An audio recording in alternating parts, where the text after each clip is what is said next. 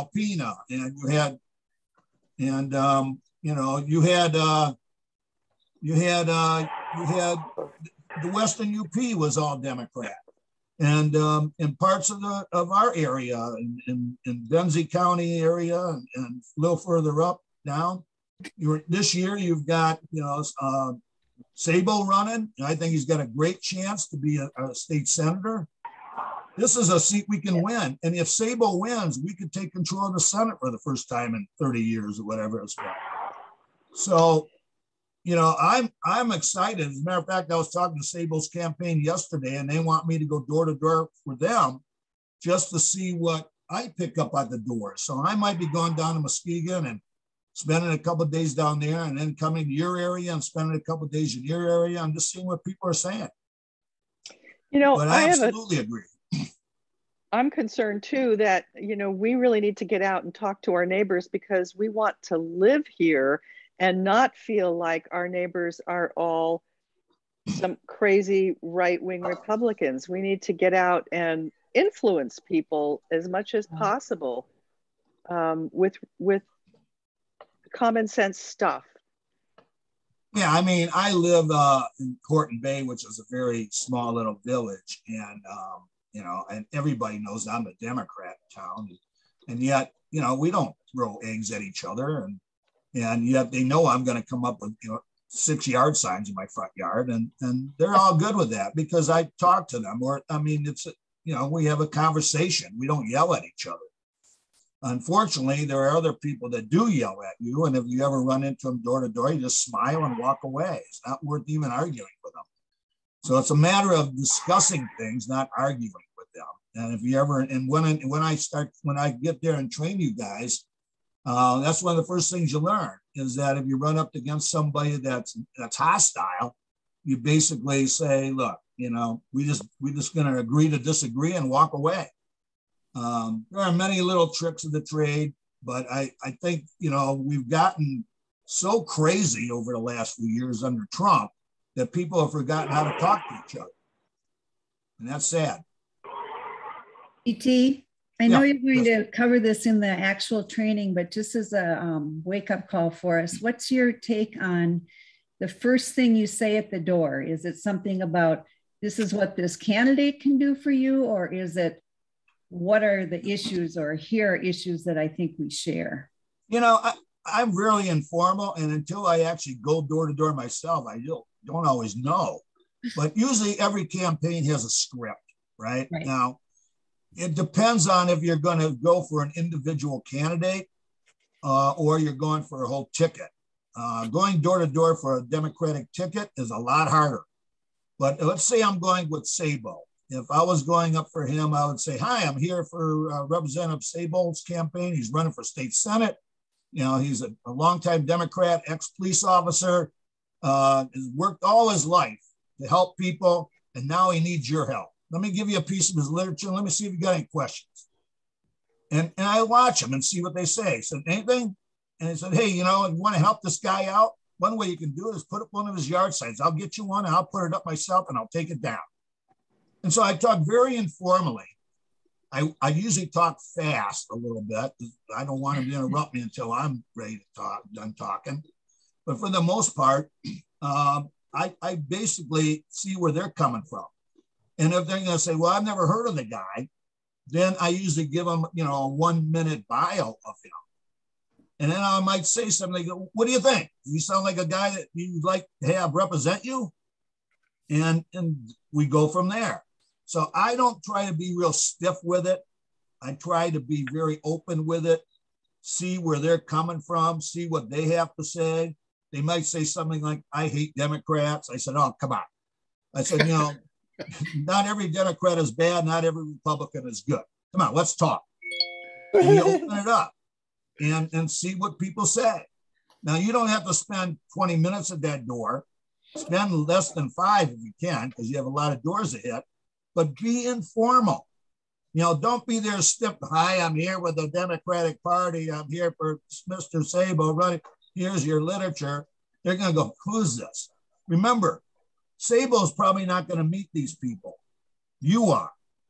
So whatever impression you give is the impression they have of your candidate. And that's important. So you got to be on top of your game. You got to be smiling. You don't want to be dressed like a bum. You don't have to wear a tie. You don't want to come across like some religious organization knocking on their door. But on the other hand, you do want to, look good and smile and be informal. Talk to them like you're talking to your neighbor, friend, or relative. And, be informal with them and see where they're coming from. Read them. So GT, when the person opens the door, is it, hi, I'm Jim from the Democratic Party here in Benzie, or? No, I wouldn't say Democratic Party. I said, hi, I'm Jim. I'm campaigning. Let's say I'm using Sable's name. Hi, I'm Jim Delso. I'm campaigning for Jerry Sable today for state Senate. I'm in your neighborhood. Well, I drop by and give you a piece of this literature and see if you got any questions. Just like that, right? Yeah, exactly. And the problem with placing the Democratic Party, you're already throwing prejudice in there. If they have any prejudice at all towards the Democrats, by you saying that, they have basically tuned you out when you say that. So what you need to do is just say who you are, because it's you who are there at the door. And you're Jim Dolso. You're not Jim Dolso, Democratic Party. So, they might ask, they're going to ask the question, is he a Republican or Democrat? And what I would say, depending if I can read the person right, I might say he's a moderate Democrat, or he's a conservative Democrat. Or if I see a bunch of, Planned Parenthood or pro-democratic stickers on their car or at their door, I said, he's a good liberal Democrat. I change up the script depending on who I'm talking to. If I see an NRA sticker on their door or a Trump sticker on their door, then I'm playing it a little different than if I'm talking to something with a liberal sticker. And you can walk up to a house and look at their car. They might have a bumper sticker, or they might have something on their door, or they might have, a bunch of toys in their front yard. They got kids. There are little signs you can look for that will determine what you say to people. GT, can I ask you to talk just a little bit? We're almost out of time here for you, but can you talk a little bit about, the relative importance of canvassing, phoning, and postcard writing? How do you think they all fit in, and why are they important, and how are they important? Well, in our area, we all know we live in a rural area, right? It's hard to go door to door after you hit the towns that we have. So, phone calls are important because we have rural areas. It's tougher. In the old days, I'll be real quick, but in the old days, we used to go door to door. We used to send a postcard to people, tell them we're coming. Then we'd come and knock on their door and said, hey, we're here, like we said. And then we'd have the conversation. And then we sent them a thank you note. So the mailings were done in conjunction with the door to door. Nowadays, mailings, phone banks, door to door, all combined. They work best when you put them all together with the same message. And if you don't, then it's kind of haphazard. But, mailings cost money, and it's all about timing. Phone calls are not as easy to talk to people as it is door to door, but sometimes you have no choice because you live in a rural area, you're not going to get to those folks. So I like to use doors first. And actually, I like to use my mailings in conjunction with my doors, but it depends upon, budget. It depends upon what the party is doing or what the candidate's doing. So a lot of it is strategy depending on who you're going with, who you're going door to door for. Great. Yeah, thank you.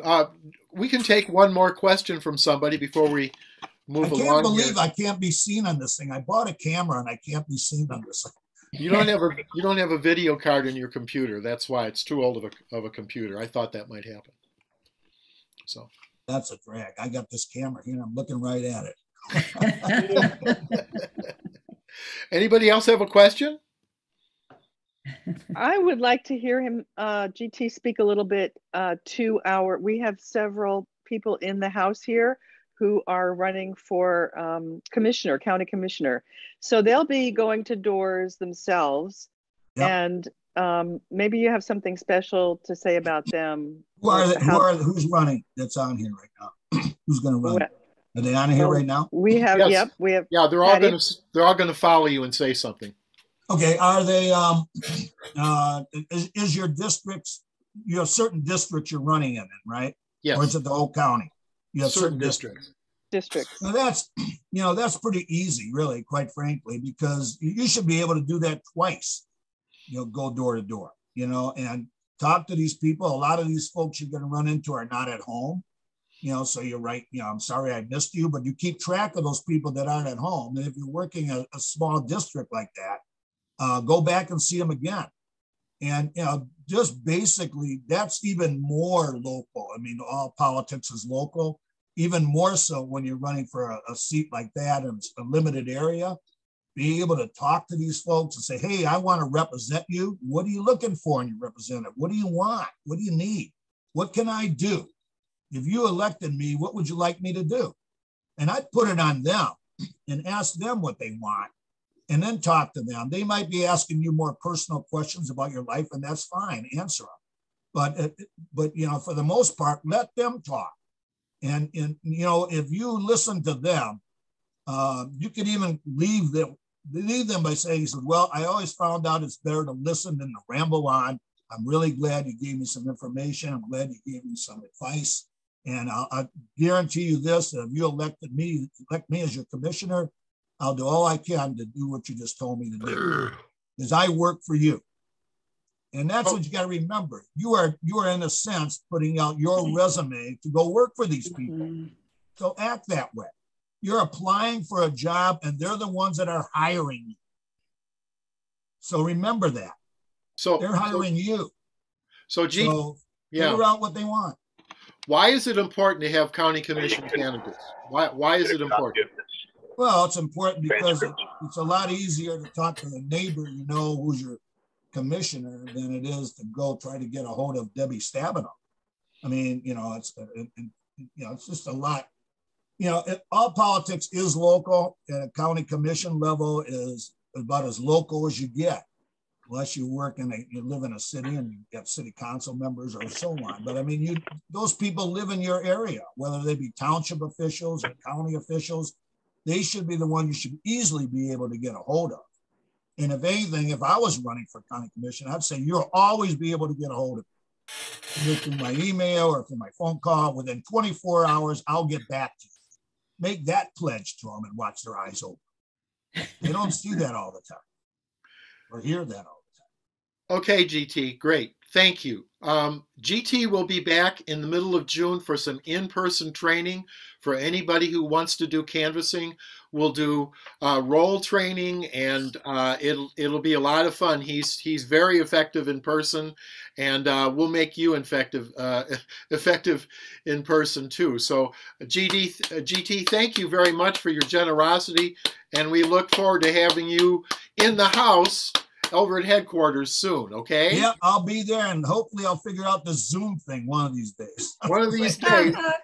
Thank you, guys. Great. Bye-bye. Thank you. Bye, GT. Great. Bye. Bye, Mary. Bye, GT. Thank you. Okay, we'd like to hear from our commissioner candidates now, just a minute from each of them about what's up with their candidacy and how we can contact them if we want to try to help out. And we'll start out with Karen L. Cunningham. Karen? Hey, good morning, you guys. So where am I right now? I gave you a little bit of a preview before.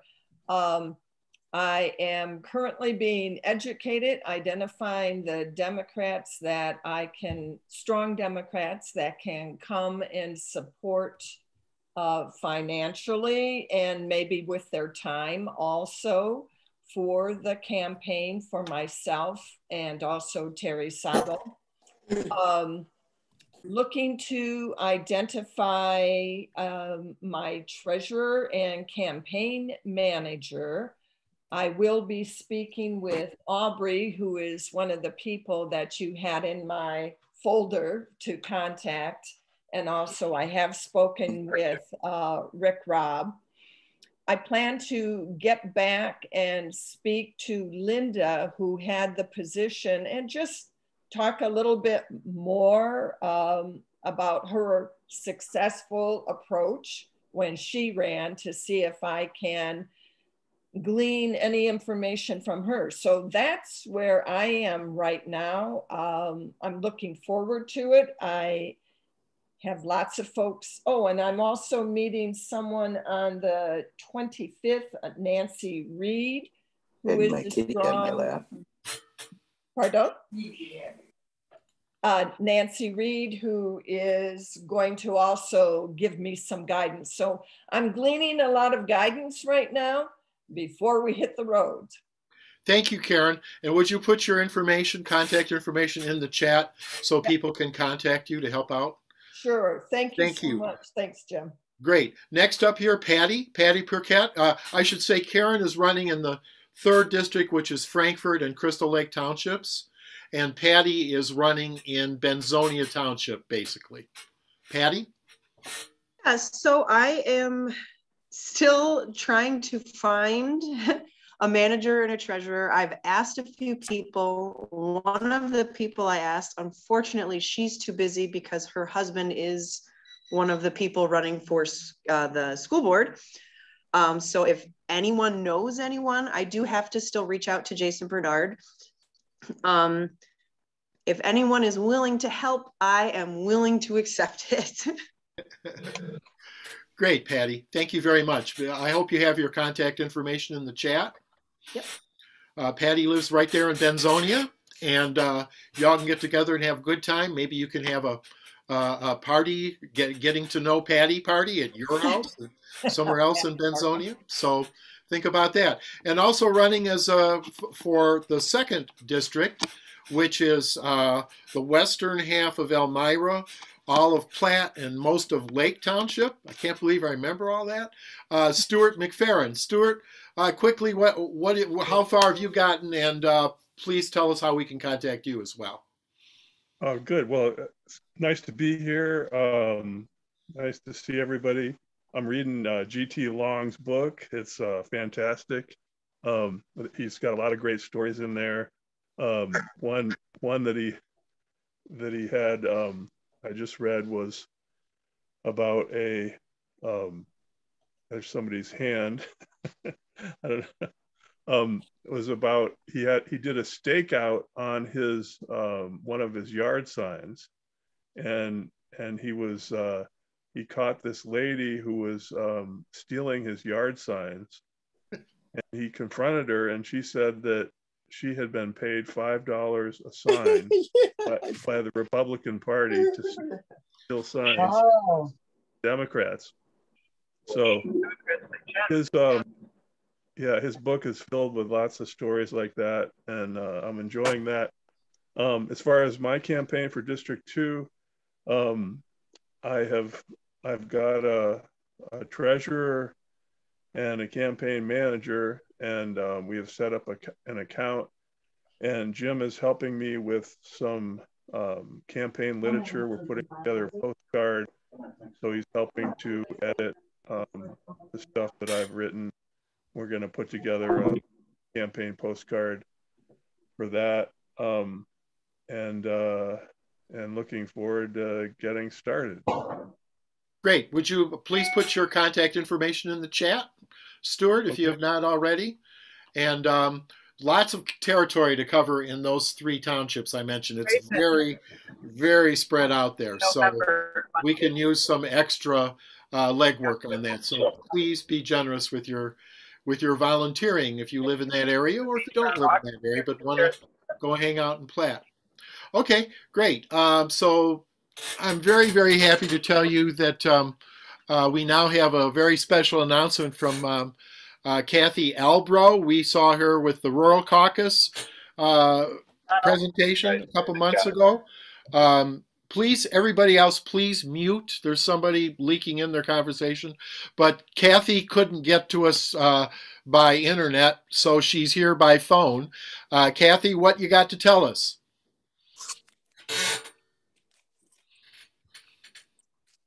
You have to unmute, Kathy. Cricket. Not on your phone. think she's having trouble unmuting on the phone.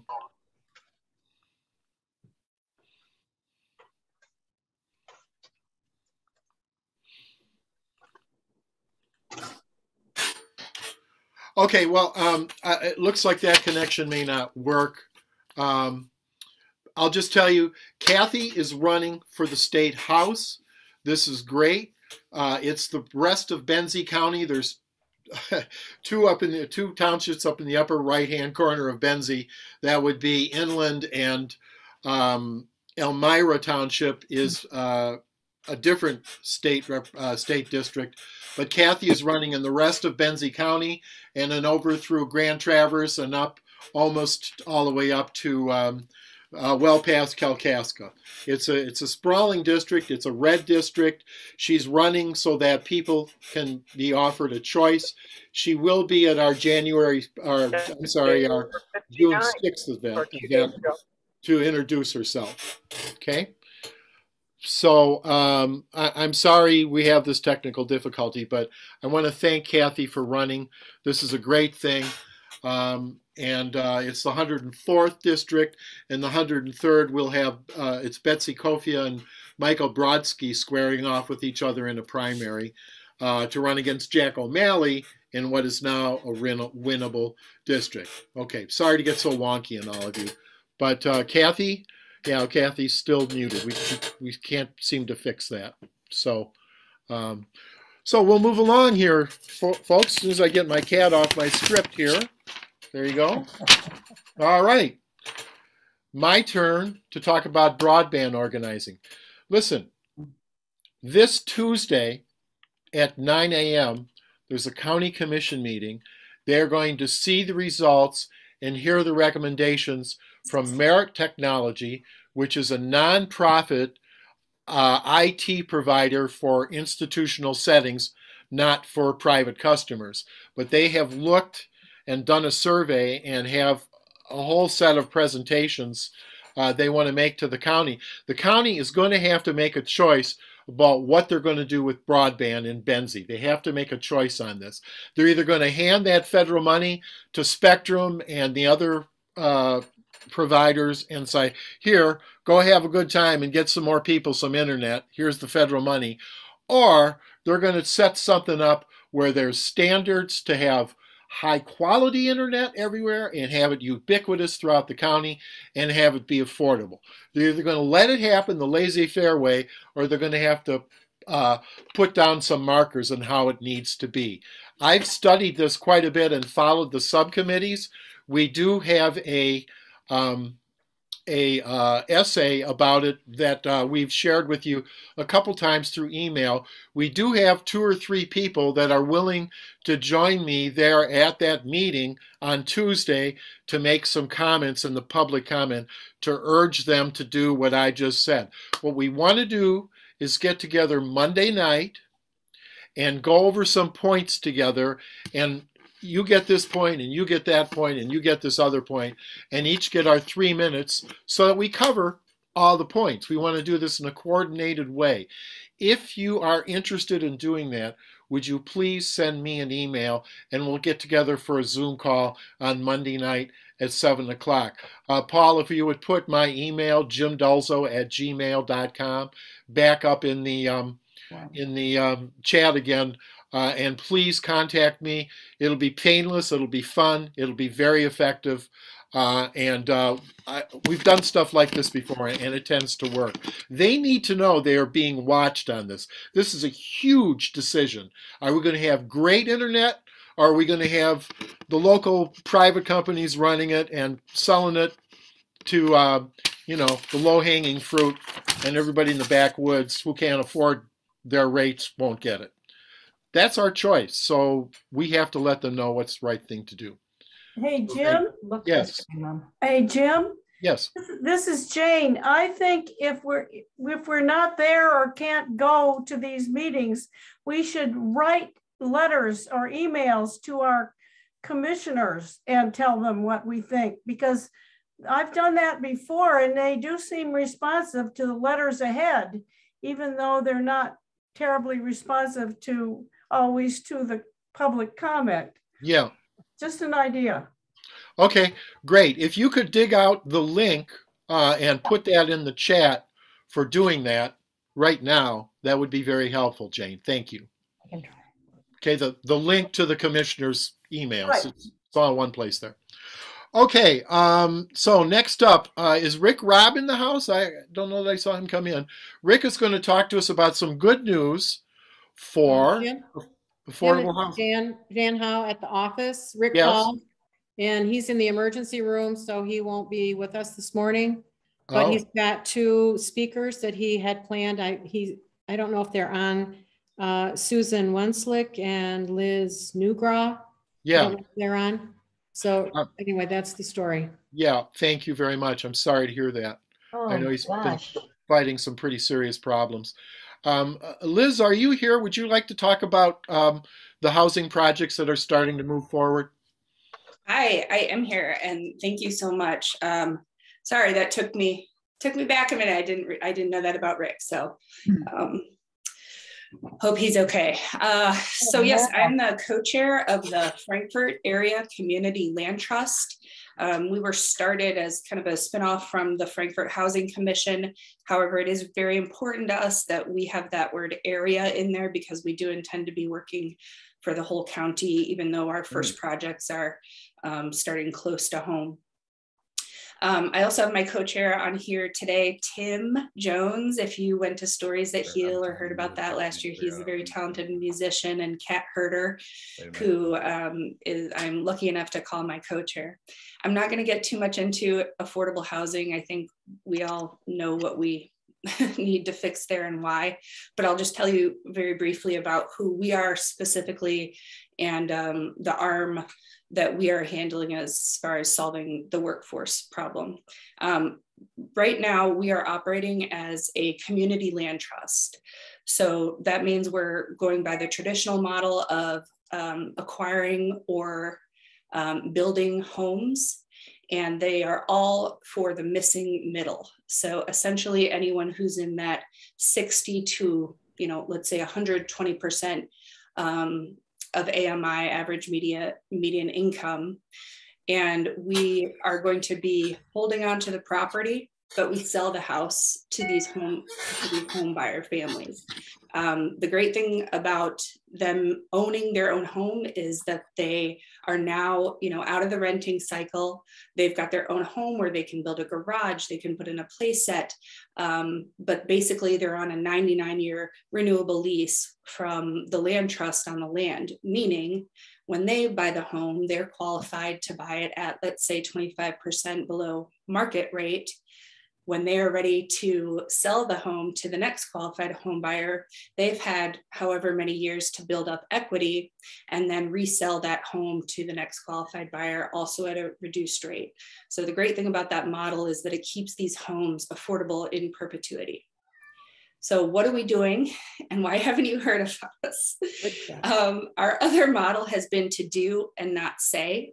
So we've been very busy taking action and not as busy doing outreach. And now that we have our first projects underway, hopefully that can change. And we're really looking for some help.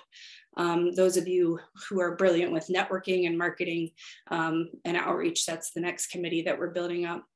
Our first project is in Frankfurt on Grove Place. It's 4 city lots, and we think we have our builder ready to go.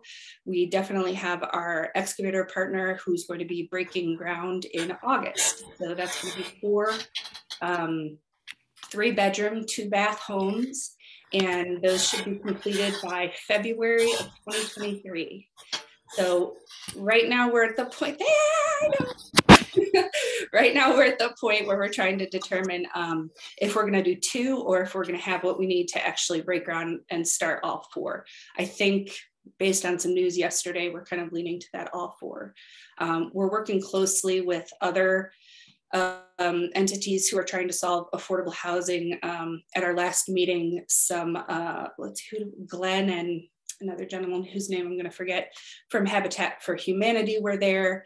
I've been talking to them. There's, so much work to be done. The more we can work together, obviously, the better. So that's kind of my spiel. I'm going to put a brochure in the, I'm I'm going to put a brochure in really quickly, I hope, in the chat. If I can't do this, our website is frankfurtlandtrust.org. I am Liz at Frankfurt Land Trust. We are, of course, looking for volunteers and members. And we also have a small social media presence. If you know anyone who's looking for a summer internship who wants to be our webmaster / social media guru, please let me know. So I think that's it. I'd be happy to answer any questions or pass the torch. Liz, can you put that information on chat when you're done? Yes. Great, thanks. Susan Wenslick, who's with the County Land Trust. I know you joined in league with Liz here. Is there anything you'd like to add to any of that, or just say hello? Thanks for being here. Yeah, thanks, Jim. From my perspective, the biggest problem is that nobody can make money building houses in that missing middle. And so the Community Land Trust is a huge piece of making it more affordable. There's kind of a spectrum on incentive programs. So people who are at 80% or below of that area median income that Liz was talking about, there are incentive programs through the government for people who are at those income levels. Like the new homestretch building going up in Honor is under a program where the state subsidizes the costs there and the taxes. People who are at higher income levels don't need assistance. And so there's at 80 to 120% of area median income where houses are too expensive to build, more than their market rate, no more than what anybody can sell them for. So nobody wants to build these houses and nobody makes any money at it. And so I think that's where government comes in with subsidies or nonprofits like the Community Land Trust to help reduce the upfront costs so that people can get into housing. And that's, I think, part of our responsibility as government. I'm on the Benzie the Benzie County Land Bank Authority. And then I also do this as a consultant. This is one of the things that I do in my work every day. So we're looking for ways to subsidize the cost for the missing middle folks that, you have a good paying job, but you still can't afford to live in Benzie County. So thanks, Jim. Thank you, Susan, very much. Does anybody have any questions for Liz or Susan about what's going on with affordable housing in Benzie County, which is just so important? Okay, great. Thank you guys very, very much. It's great to have you here. Thank you. And I just want to say, I hope, here's wishing that Rick Robb gets well soon.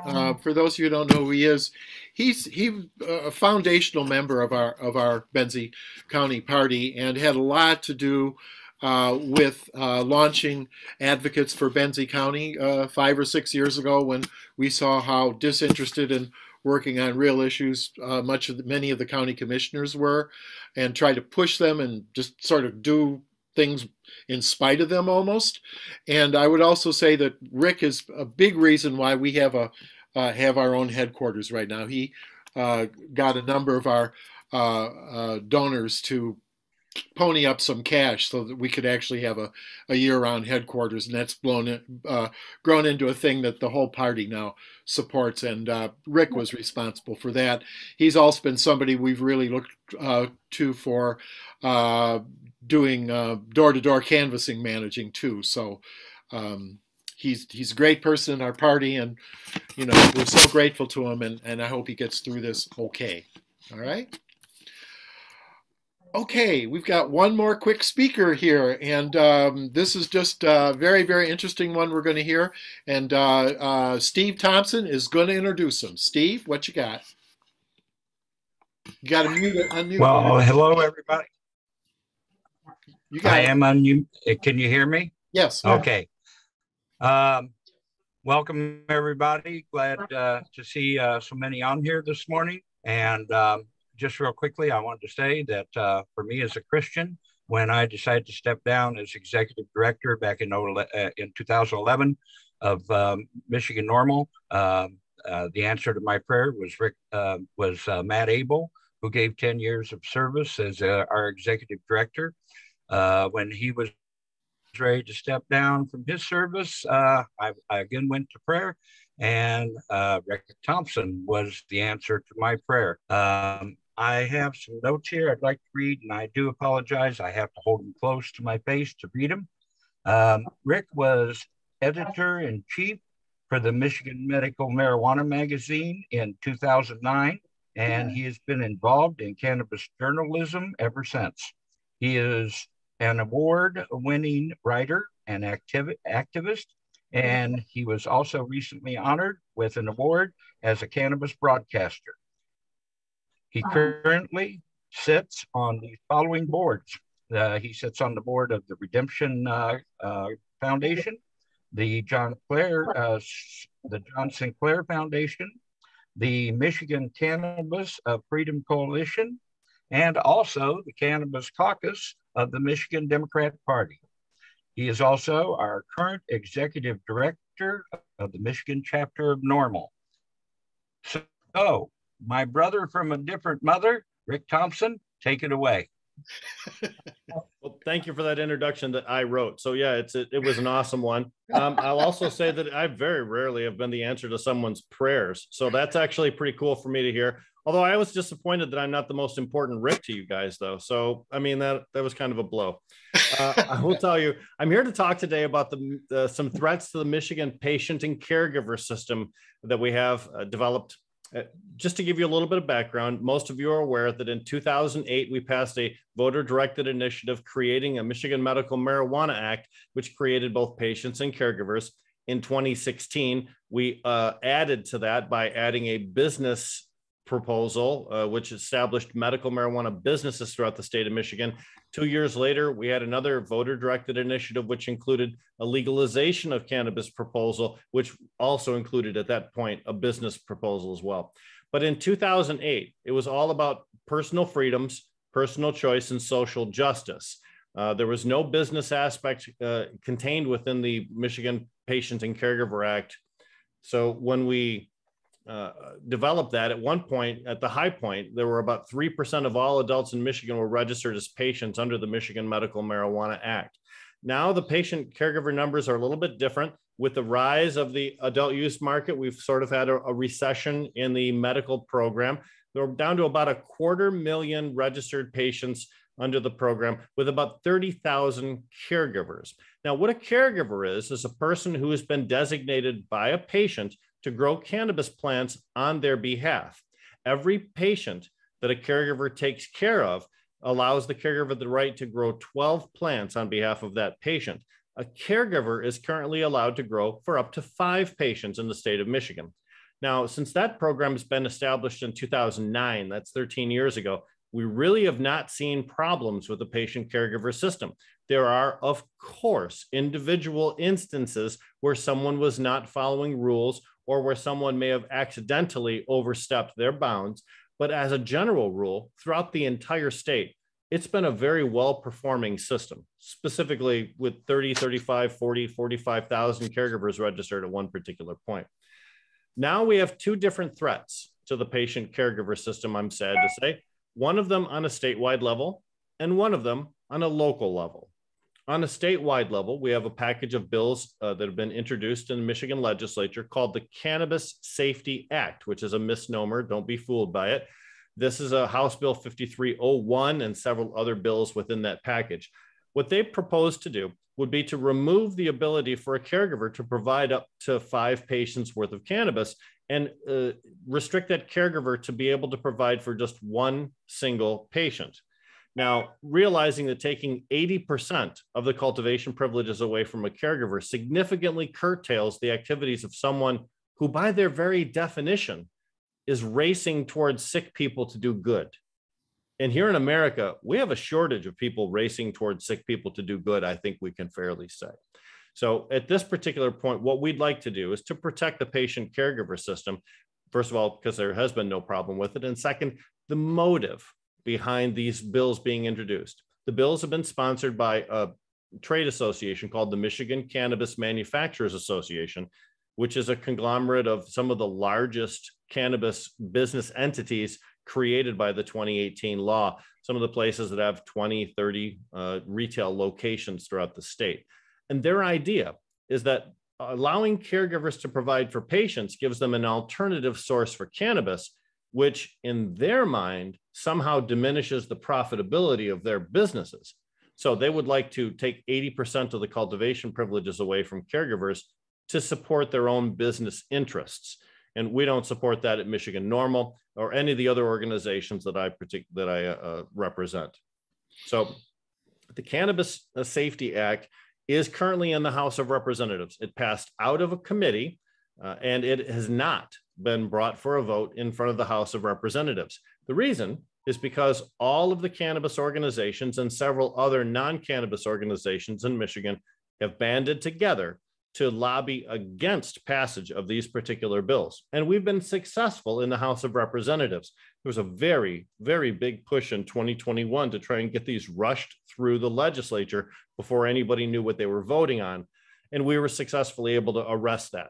Now, in 2022, those forces have started up again, trying to push this particular package of bills. But in this instance, knowing that we kind of have the House locked up, they've focused on the Senate.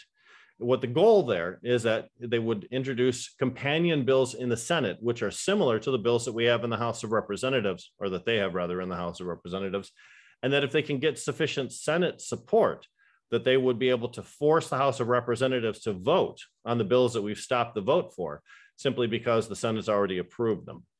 Now, it's important to note that these would be amendments to the Michigan Medical Marijuana Act of 2008, and as a voter-directed initiative, it requires a 3/4 supermajority vote in both the House and the Senate in order to approve that measure. And then, of course, the governor would still have to sign off on it. The Cannabis Safety Act has been defeated basically because of this very high standard that is required. If it was a simple majority, then Republicans would be able to advance this directly through the House without any Democratic support. But because of the 3/4 supermajority, they require Dems in order to support them. And again, we've been very successful in talking to Democrats about this, the specific, by the way, I'm on the Michigan Democratic Cannabis Caucus, so I'm a party member as well. Rah. That's not our official thing, but we're just going to make that today. So what we're really looking at here is a continuation of contact that's needed between Democrats throughout the state and their elected representatives in both the Senate and the House in order to discourage them from supporting the Cannabis Safety Act. Again, very creatively named, but it doesn't really accomplish any safety function. The second way in which patients and caregivers are facing a threat, and this is something that's very real and pressing in Benzie County, are through the adoption of local ordinances which would curtail caregiving activities within those municipalities.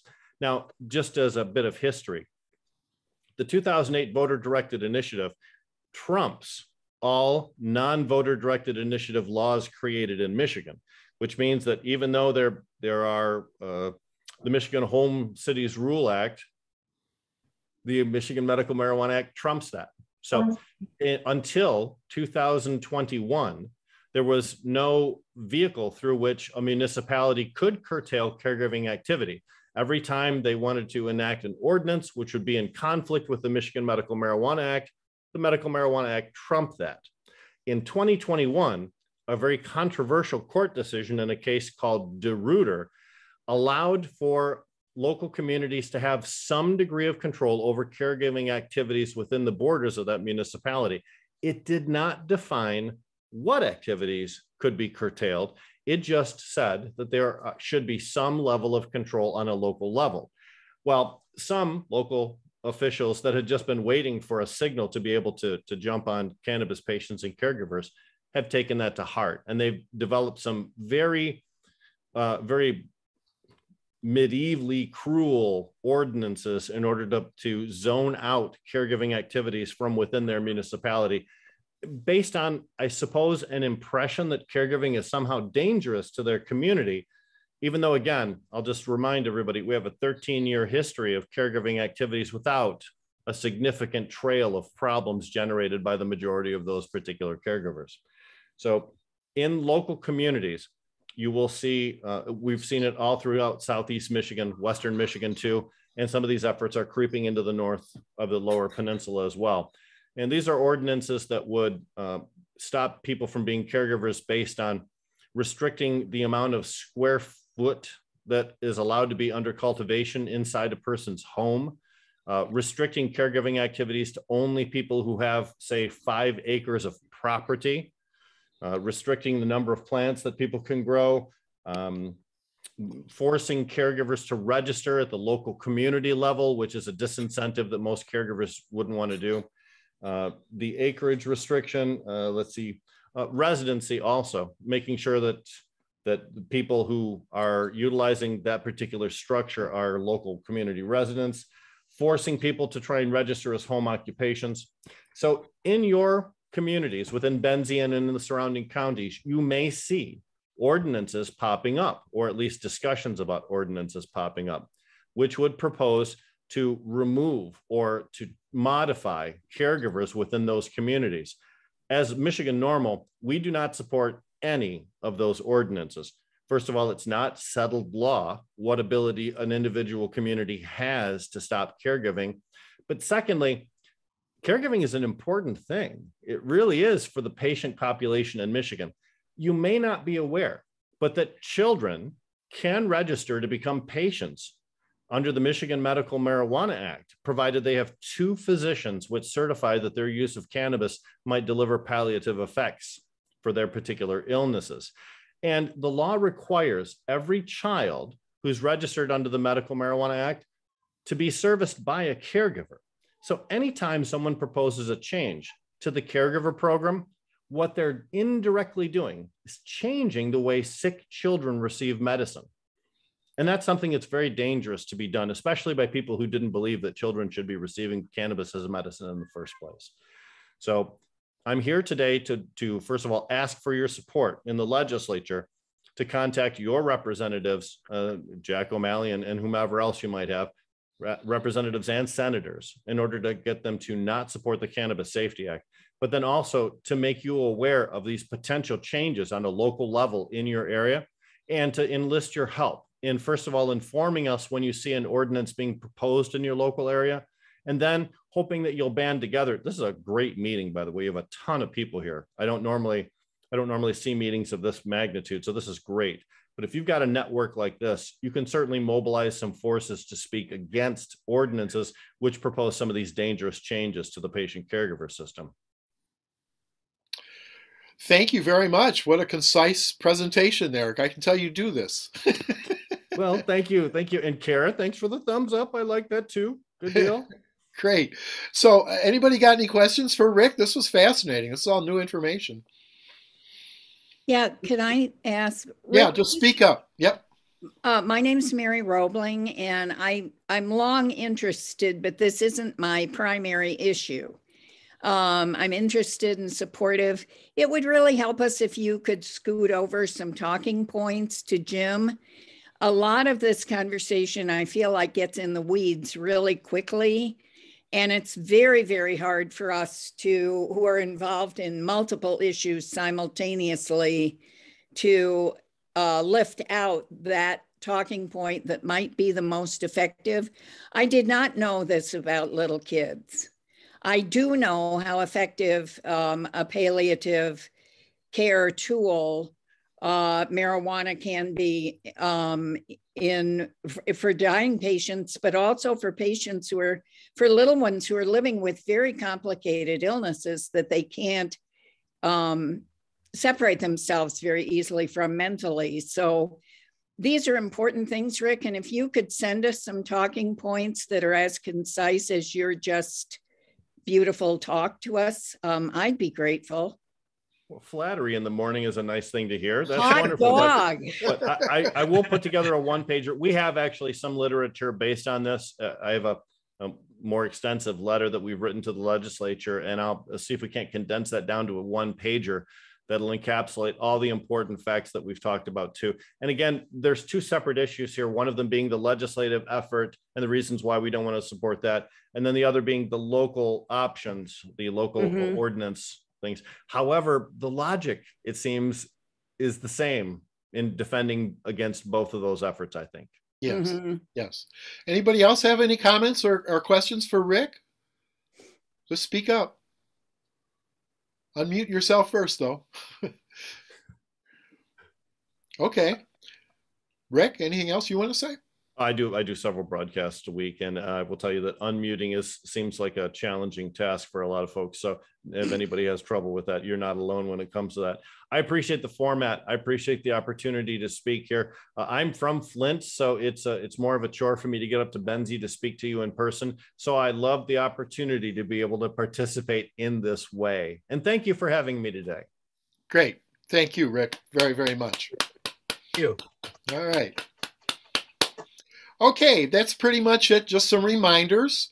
Coming up on Friday of this coming week will be Gretchen Whitmer at a gathering at around 2 o'clock in the afternoon in Benzie County. If you're interested, get a hold of Jim Dulzo at gmail.com. All right. And on Saturday of Sunday. On Saturday of Memorial Day weekend, there is a petition drive for reproductive rights and for Promote the Vote. People will be standing out in front of the government center. You can cruise by, pull in, sign those, support them. Please do that. Talk to Kay or to Michael Hertz if you want to be part of that effort to staff that. That is next Saturday. Next Sunday, we will have Dana Nessel in Benzie County for a meet and greet. And that will be from around 2 till 4 or 3 till 5 in the afternoon. Again, if you want more information, you'd like to go to that, we'd love to have you. Please email me at jimdulzo@gmail.com and we will set you up. We'll have more promotion on it, but because you came to the meeting, you get to find out about it first, okay?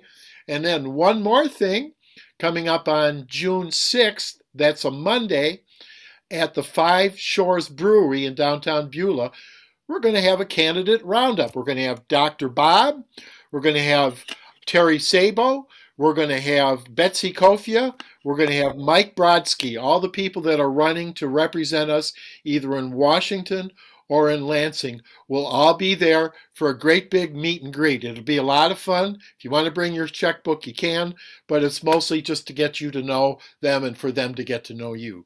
So those are some things coming up. This is no time to stay on the porch. This is no time to wander off with your grandkids and never be seen again. Bring your grandkids to these things. They need to learn this stuff. So please include your family and your friends in what we're doing. We're going to be very busy. This is another election of a lifetime. I know it's exhausting, but rejoice. We have no choice. Oh, that's a good one. Yes. That's a good one. Yes, well, it's true. So that's it, unless somebody else has something they want to bat in. We're about done here, right on time. I'm so proud. Go ahead, anybody. Going once? Wait a minute. What about the parade? Are we saying anything else? No. Well, the parade is on July 4th. I don't know what else you would like to say, Susan, but say it if you got it. I don't have any information, of course. We're going to need a truck or a flatbed, I guess. Yep. Okay. And so you all think about that, and then I'll be in touch. I'll get up there next Tuesday night, and I'll have a nice drive. Yeah. Thanks a lot. And get in touch with Holland when you get here. Yeah. Hey, Jim. Will do. Jill. Yes, Jill. I wanted to share that for people in Elmira Township and Platte Township, that I will be hosting a casual meet and greet at my house on Friday, June 10th for Michael Brodsky, who is running in the primary for the 103rd House. So reach out to me or show up. We would love for you to meet him. Thank you, Jill. Who else has something? I would just remind people to save the chat before they leave, because there's a lot of good information in there. Thank you. Thank you for that. Jim? Yes. What time is the candidate roundup at Five Shores? Thank you for asking. That's from 5 until 8 p.m. On the June 6th? On Monday, June 6th. Okay, thanks. Yep. No, it's all free. Just show up. We'll have our own little spot outdoors, and it'll be a lot of fun. Really will. The beer isn't free though, hey? We're working on that, but probably not. Their beer's I have pretty something. Good. Go ahead. I'm Pam Yee, and this is not a political message, but on Monday, May 23rd at 5:30 at the Traverse Area District Library on Woodmere, the AAPI, Asian American Pacific Islander group, is having a panel discussion on racism. And at 5:30, we're going to have a light meal from Good Bowl. And at 6 o'clock, the panel discussion will take place. If anybody can come, we would appreciate attendance. We've had between 25 and 40 people at our first two events. Pam, if you would put your contact information in the chat. I will do that. Please do that. Yeah, so people can get more from you on that. Okay, any other? Jim, yes, Jim. Yes. I just wanted to say real quickly that I have my friend here with me, Melody Carr from Wexner County, and she's come to take me up to Rapid City today for our opening event of the season at Pond Jam on Archie Keel's property. I wanted to ask everybody, please keep the people in Gaylord in your thoughts and in your prayers if you believe in prayers, because the devastation up there is just unreal for what we have ever experienced up here that I can remember here in Northern Michigan.